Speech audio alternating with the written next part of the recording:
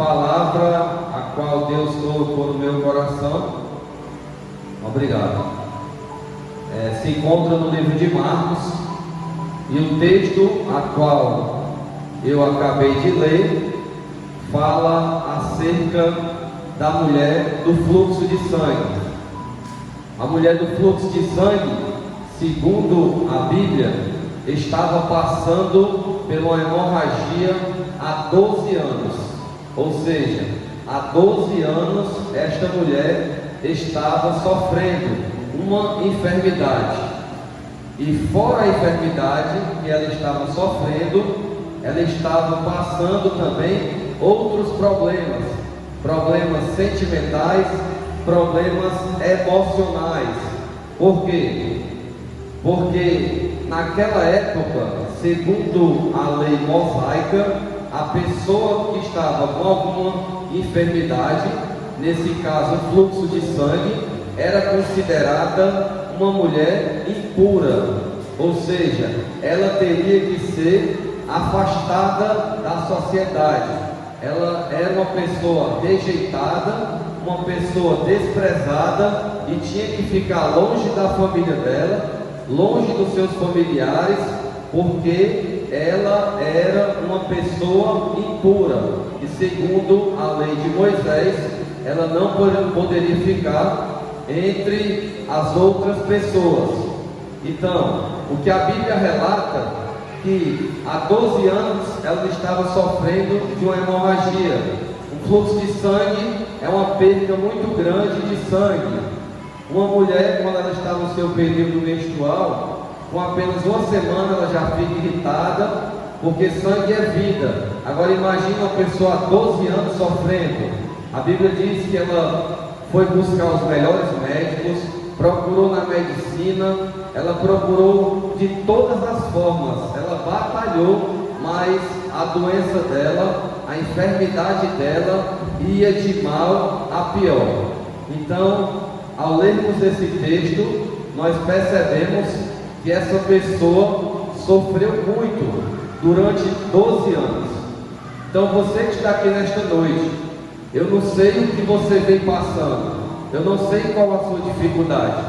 Nesse caso, essa mulher, ela estava passando uma dificuldade na área física e também emocional. Talvez você já bateu em várias portas, talvez você já tentou, você já fez propósito com Deus, você já fez de tudo, mas aquele seu problema ainda não se resolveu. O problema dessa mulher era na área física. Talvez você pode estar passando pelo problema emocional, seja uma ansiedade há muito tempo, seja uma depressão, seja um problema conjugal, seja um problema familiar, seja um problema financeiro, onde a pessoa trabalha, e chega o final do ano e essa pessoa não consegue prosperar. E essa pessoa acaba fazendo mais dívidas. Ou seja, mas essa mulher, ela perseverou e ela recebeu o seu milagre. Então, nesta noite, o tema desta mensagem se chama A Espera de um Milagre. Amém? Então, essa mulher, humanamente, ela tentou de todas as formas. Ela fez o que era necessário, mas ela não conseguiu a cura. Só que a Bíblia vai dizer, no livro de Marcos, que ela ouviu falar de Jesus, ouviu falar das maravilhas e curas que o Senhor estava fazendo. O Senhor Jesus estava curando. A Bíblia relata nos evangelhos Mateus, Marcos e Lucas 35 milagres feitos por Jesus. Só que no livro de João, a Bíblia diz que se fosse registrar todos os milagres que Jesus fez, não dava para escrever na Bíblia toda. Então os milagres que os evangelistas escreveram, esses já são de suma importância para a nossa vida. Então, eu dividi em 3 passos para o processo de cura dessa enfermidade. 3 passos para o milagre. O primeiro passo foi quando ela ouviu falar de Jesus. Ela ouviu falar que Jesus estava passando e estava curando doentes e enfermos. Ou seja, com isso nós aprendemos a importância de nós anunciarmos o Evangelho de Jesus. Porque às vezes você está falando de Jesus para uma pessoa e aparentemente, talvez aquela pessoa você acha que ela não está precisando, mas aquela palavra chegou no coração dela e mais na frente aquela pessoa veio buscar a cura, porque você disse para ela que Jesus ele pode curar, pode libertar e pode salvar. Então o primeiro processo para a cura daquela mulher foi quando ela ouviu, porque a palavra de Deus diz em Romanos capítulo 10, versículo de número 17, que a fé vem pelo ouvir e ouvir pela palavra de Deus. Então quando ela ouviu a palavra de Deus, foi despertado no coração dela uma esperança e uma fé. Então por isso nós aprendemos a importância de nós não retrocedermos. Hoje nós estamos aqui recebendo a palavra de Deus para que amanhã nós possamos aplicar e onde nós estivermos, nós possamos ser instrumentos de Deus. Aleluia. Então o primeiro passo para o processo de cura dessa mulher foi ela ouvir a palavra de Deus. Agora o segundo passo. O segundo passo foi que ela tomou uma atitude de fé. Ela descruzou os braços, ela saiu da zona de conforto dela e ela foi em direção a Jesus. Mesmo ela tendo passado 12 anos procurando em todos os médicos, procurando, e a situação dela ia de mal a pior, mesmo assim ela não desistiu. Assim que ela ouviu que Jesus estava curando, ela tomou uma posição e foi em direção a Jesus. Então com isso nós aprendemos que a fé sem obras ela é morta. Quando você ouve uma palavra e você alimenta a sua fé, então agora você tem que professar essa fé através de ações e de atitudes. Você crê que Jesus pode te curar, então a partir desse momento você tem que seguir na direção de Jesus até você receber o seu milagre. Só que a Bíblia diz que ela passou 12 anos, ou seja, requer um tempo para ser curado. Quem pode fazer todas as coisas é Deus. Então nós não temos que colocar Deus na parede e exigir nada. Nós temos que apenas usar a nossa fé e chegar até Deus. E o terceiro passo, que essa mulher teve que usar a fé dela. O terceiro passo é que ela enfrentou uma grande multidão. A Bíblia relata que a multidão ia comprimindo Jesus. Primeiro, antes dessa mulher chegar até Jesus, primeiro chegou o líder da sinagoga, chamado Jairo. Jairo prostrou-se aos pés de Jesus e disse: Senhor, peço-te que o Senhor imponha as mãos sobre a minha filha, porque ela está à beira da morte. E Jesus, comovido de compaixão de Jairo, ele foi na direção da casa de Jairo.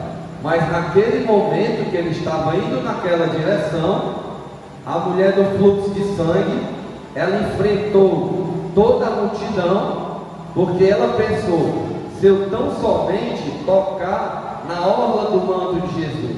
Por que ela pensou assim?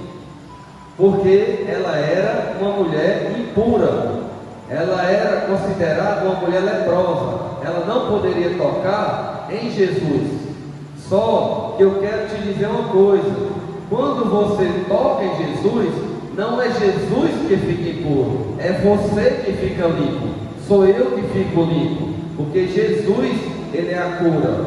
Então, naquele momento que a multidão estava comprimindo Jesus, ela veio se arrastando, mesmo debilitada, ela se jogou aos pés de Jesus e tocou no manto de Jesus.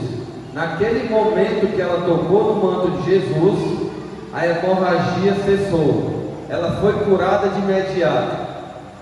Naquele momento, Jesus parou a multidão. Jesus parou a multidão e disse: quem me tocou? Quem me tocou? Por que Jesus parou? Porque ele sentiu algo diferente. Jesus disse assim: quem me tocou? Porque de mim saiu poder, de mim saiu virtude. Ou seja, ela tocou com muita fé. Aquela fé dela, uma fé extraordinária, chamou a atenção de Jesus. A Bíblia diz em Hebreus 11:6 que sem fé é impossível agradar a Deus. Então, ela chamou a atenção de Jesus através da fé dela. Então, ele se abaixou e ela, tremendo e temente a Deus, ela disse: foi eu, Senhor, que te toquei. Ele se abaixou e disse para ela: filha, a tua fé te salvou. Levanta e vai em paz e seja curada. Então, o que acontece? Naquele momento, ela foi curada emocionalmente, foi curada da enfermidade. Ela teve 3 curas: na alma, no corpo e no espírito. Porque primeiramente, imagine uma mulher com problema mental, porque tudo começa na nossa mente. A partir do momento que você acredita que não pode algo, se torna uma realidade na sua vida. Então essa mulher, ela não poderia estar entre a sociedade, ela não poderia fazer nada. Então ela teve uma ideia: se eu tão somente tocar na orla do manto de Jesus. Então naquele momento ela foi curada. Então naquele momento ela foi curada em 3 áreas: área física, área espiritual e na área emocional. Então nós aprendemos que esta mulher, ela perseverou, ela batalhou muito, embora tendo passado 12 anos, em nenhum momento ela ficou se vitimizando, em nenhum momento ela ficou desacreditada. Ela continuou crendo que se ela fosse até lá em Jesus, tocasse na hora do manto, ela seria curada. E o que nós aprendemos também com essa palavra? Nós aprendemos que tem coisas na minha vida e na sua vida que só vão acontecer aos pés de Jesus. Essa mulher já procurou na medicina, procurou os melhores médicos, mas ela não era curada. Você pode procurar em toda a ciência, mas tem certas coisas que só Jesus pode te curar. Por quê? Porque Ele tem um propósito para a tua vida, Ele tem um plano para a tua vida. E o maior plano de Deus é salvar a nossa alma. Então Jesus disse para aquela mulher: a tua fé te salvou. Então, eu acho muito lindo esse capítulo 5 do livro de Marcos, que Jesus, ele faz um grande esforço, um grande sacrifício. E aí que eu aprendo a palavra de Deus quando diz que uma alma vale mais do que o mundo inteiro. Uma alma para Jesus é muito importante. Então eu estou fazendo a obra de Deus, com as permissões de Deus, aqui no bairro Parque das Nações. Então eu creio que se Deus transformar uma vida, já é muito importante. Olha como começa o contexto dessa história. Jesus, ele está atravessando o mar da Galileia com seus discípulos. E Jesus acabara de cessar uma tempestade. Em Marcos capítulo 4, versículo 35. Quando ele passa o mar da Galileia, ele diz para seus discípulos: agora nós vamos para a cidade de Gadara. E aí os discípulos: mas Senhor, nós já passamos o dia todo, nós já estamos cansados. mas só tem uma pessoa que está precisando de milagre. Jesus é capaz de atravessar uma cidade por conta de uma pessoa. Jesus chegou na cidade de Gadara. Quando Jesus colocou os pés fora do barco, simultaneamente o endemoniado gadareno veio até Jesus, prostrou-se aos pés de Jesus e disse: Senhor, o que queres de mim? Porque o Senhor quer me atormentar? Porque as primeiras coisas que conhece Jesus são os demônios, que eles conhecem a autoridade de Jesus. E aí Jesus disse para ele: quem és tu? E o gadareno disse: nós somos muitos, porque nós somos uma legião de demônios. E naquele momento o gadareno disse: Senhor, não mande-nos para fora do país. Naquele momento ia passando uma manada de porcos, e o gadareno disse: Senhor, manda-nos para dentro dos porcos. E aí Jesus deu uma ordem nele e disse: sai dele, espírito imundo. E os demônios foram para os porcos, e os porcos não aguentaram os demônios e caíram no abismo.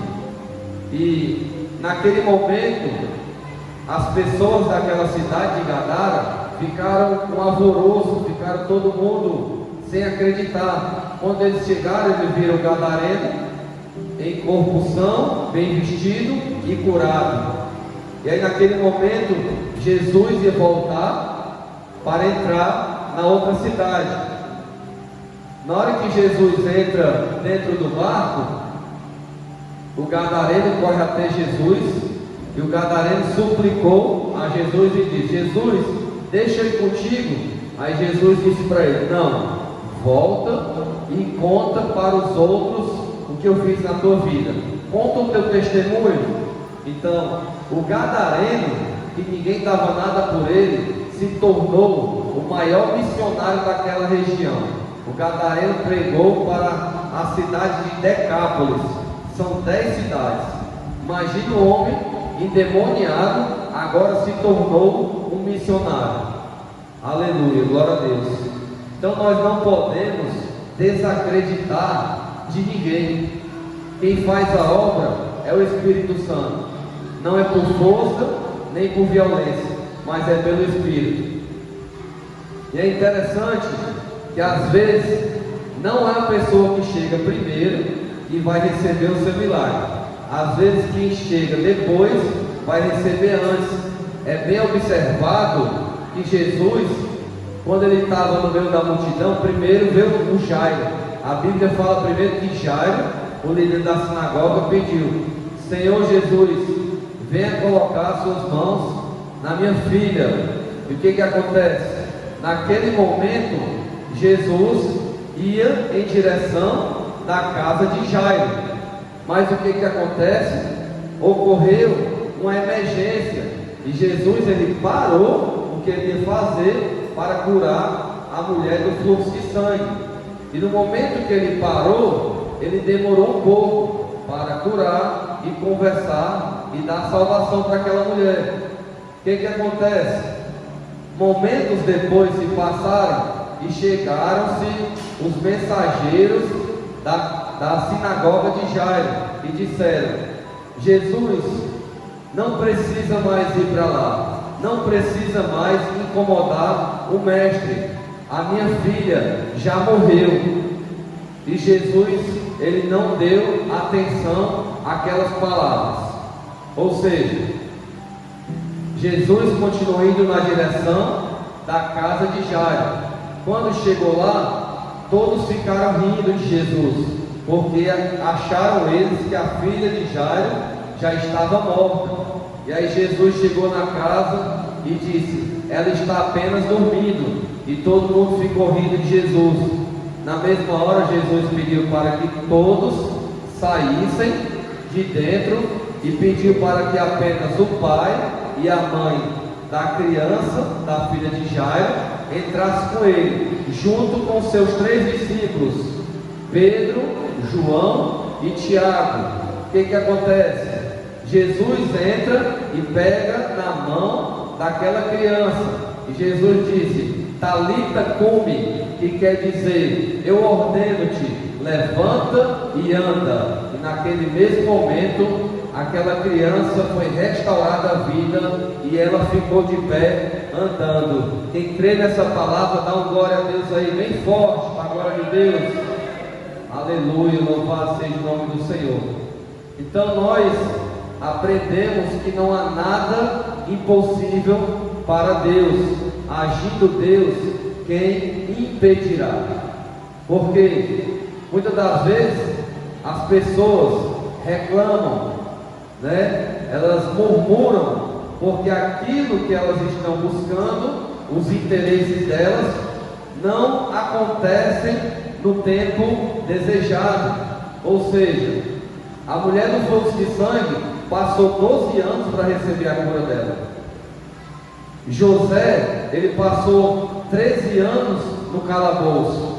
Ou seja, às vezes nós estamos passando por uma adversidade, pelo problema, e acabamos desistindo de buscar a Deus.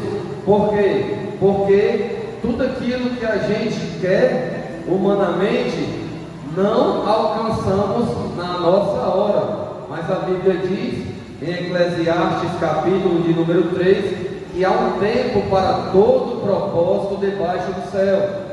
Então existe um tempo, requer lutas, requer muitas batalhas, mas no momento certo, na hora certa, na hora exata, Deus, Ele vai te abençoar e vai me abençoar. Agora nós precisamos fazer o quê? Perseverar em oração.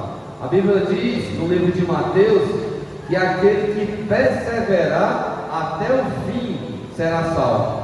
Ou seja, você pode vir para a igreja e receber o seu milagre, você pode receber a sua cura, você pode receber a sua bênção financeira, mas não quer dizer que você recebeu o melhor de Deus. A maior promessa de Deus é a nossa salvação para a vida eterna. Então, com isso, nós aprendemos que nós precisamos perseverar até o fim com Jesus Cristo. E vai ser fácil? Não vai ser fácil. Jesus deixou bem claro em João capítulo 16, versículo de número 33. Ele disse: no mundo tereis aflições, mas tende bom ânimo, porque eu venci o mundo. Então Jesus, Ele já venceu o mundo por mim e por você. Então tudo aquilo que nós queremos alcançar está nas mãos de Jesus. Tudo vem por meio da palavra de Deus, tudo vem por intermédio do nome do Senhor Jesus Cristo. A nossa salvação vem pelo nome do Senhor Jesus. Em João 14,6, ele diz que Jesus é o caminho, a verdade e a vida, e que ninguém vai ao Pai senão por mim. Então nós temos que estar alinhados na posição com Jesus. É bem claro e é bem verdade que se você não tiver com Jesus, você não tem a verdade. Se você não tem a verdade, você vive uma mentira. Se você não está com Jesus, você não tem um caminho. Se você não tem um caminho, você está o quê? Perdido. Se você não estiver com Jesus, você não tem a vida. Se você não tem vida, você tem a morte eterna. Então, nós precisamos estar debaixo das graças de Deus todos os dias, colocando Deus em primeiro lugar, ao acordarmos, ao ir dormir, meditando de dia e de noite na sua palavra. E a Bíblia diz, e tem uma promessa para nós, em Mateus capítulo 6, versículo 33, mas buscai primeiro o reino de Deus e a sua justiça, e todas as coisas vos serão acrescentadas. Então, quando nós colocamos Deus em primeiro lugar, das nossas vidas, Ele promete que Ele vai suprir todas as nossas necessidades. E assim Ele tem feito, desde o Antigo Testamento até o Novo Testamento. Em Hebreus 13:8 Ele diz que Ele é o mesmo ontem, hoje e eternamente. E Jesus, Ele é imutável. Jesus não muda. Então nós precisamos estar meditando na Sua palavra, de dia e de noite, como diz o Salmo 1. Aquele que medita de dia e de noite será como árvore plantada junto a ribeiro de águas, que no seu próprio tempo dará fruto estes que permaneça. Então nós precisamos estar buscando a palavra de Deus, nos alimentando da palavra de Deus, porque sem Jesus nada nós podemos fazer. João 15:5 diz a palavra: sem mim nada podeis fazer. E o que nós podemos fazer sem Jesus? Nada. A gente tenta, mas está faltando algo, vai ficar faltando algo, vai ficar um vazio na alma. Esse vazio só pode ser preenchido pela palavra de Deus. A palavra de Deus é o remédio para a nossa alma. Nós precisamos da palavra de Deus, é uma necessidade, e é por meio da palavra de Deus que nós alcançamos a nossa salvação. Gosto muito da carta de Tiago, capítulo 4, versículo 7, que quando Tiago diz: sujeitai-vos a Deus, resisti ao diabo, e ele fugirá de vós. O que significa sujeitai-vos a Deus? Quando nós estamos sujeitos a Deus, nós temos que estar no centro da vontade de Deus. Nós temos que fazer a vontade de Deus. Hoje eu acordei um pouco desanimado. Eu não estou com vontade de orar. Hoje eu não estou com vontade de ir para a igreja, não. Eu estou sem vontade. Vou deixar para ir para a igreja na próxima semana. Só que quando nós somos sujeitos a Deus, nós somos submissos a Deus. Nós temos que fazer o que a palavra de Deus nos diz. Deus diz que nós precisamos orar sem cessar. Eu já vou acordar, dobrando os meus joelhos e agradecendo a Deus, consagrando a Deus o dia e pedindo a Deus força, misericórdia, saúde, coragem. Tudo está nas mãos de Deus. Vindo de mim não vai ter nada, mas Deus, Ele tem todas as coisas. Deus é a própria sabedoria. Deus, Ele é a nossa fortaleza. Ele é a nossa rocha. Então, se eu creio e colocar Deus em primeiro lugar, com certeza Deus vai renovar as nossas forças todas as manhãs, para que nós possamos prosseguir rumo ao nosso destino aqui na terra, rumo à nossa direção, rumo à nossa missão, o nosso legado de servir a Deus. Então é isso que nós precisamos, todos os dias.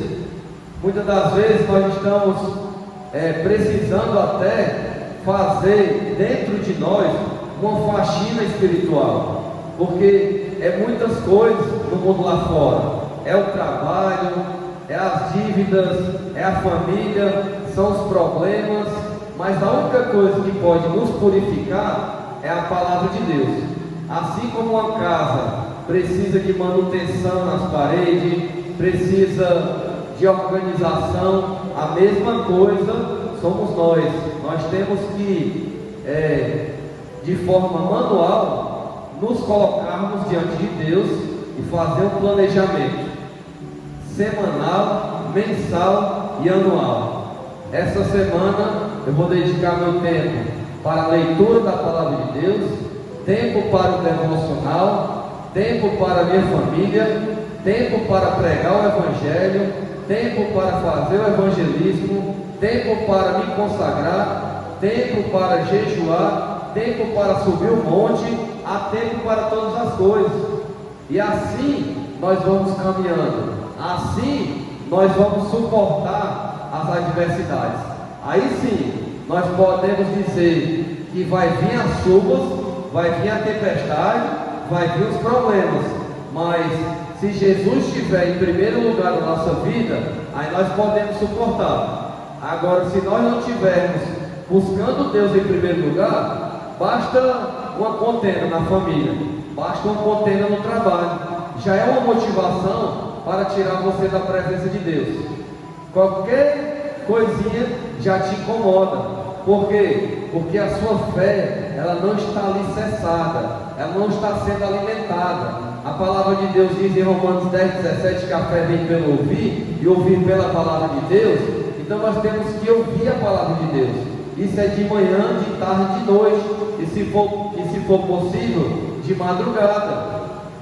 Então, quando nós estamos alimentados da palavra de Deus, a nossa fé vai se tornar uma fé inabalável, ao ponto de que os apóstolos, eles deram a própria vida nessa causa. Eles abraçaram essa causa, de maneira que as pessoas diziam para eles: vai negar o teu Jesus ou vai morrer? Vai entrar dentro do Coliseu e os leões vão comer a tua família, ou tu vai negar? O que é que eles faziam? Eles abraçavam os filhos deles aqui, colocavam e consagravam em nome de Jesus e entravam, e eles eram devorados. Isso era o que os apóstolos faziam. Eles foram decapitados, eles foram perseguidos. A Bíblia diz: bem-aventurados quando foram perseguidos por amor a mim. Então nós temos que buscar a palavra de Deus com a motivação correta, com a intenção correta do nosso coração. Qual é a nossa intenção? Qual é a nossa motivação hoje? É buscar Deus apenas por um milagre? É buscar Deus por apenas um propósito? Por algum interesse que você tem? Você quer ser curado de algo? Ou a motivação certa que você está buscando a Deus é de você receber a palavra de Deus e compartilhar a palavra de Deus e você se tornar um servo de Deus, e aí você vai alcançar todas as bênçãos. Então, que nós possamos nos tornarmos verdadeiramente servos de Deus. É para isso que nós viemos à igreja, para receber a palavra de Deus e para que nós possamos aplicar todos os dias essa palavra. Então essa é a palavra que Deus colocou no meu coração.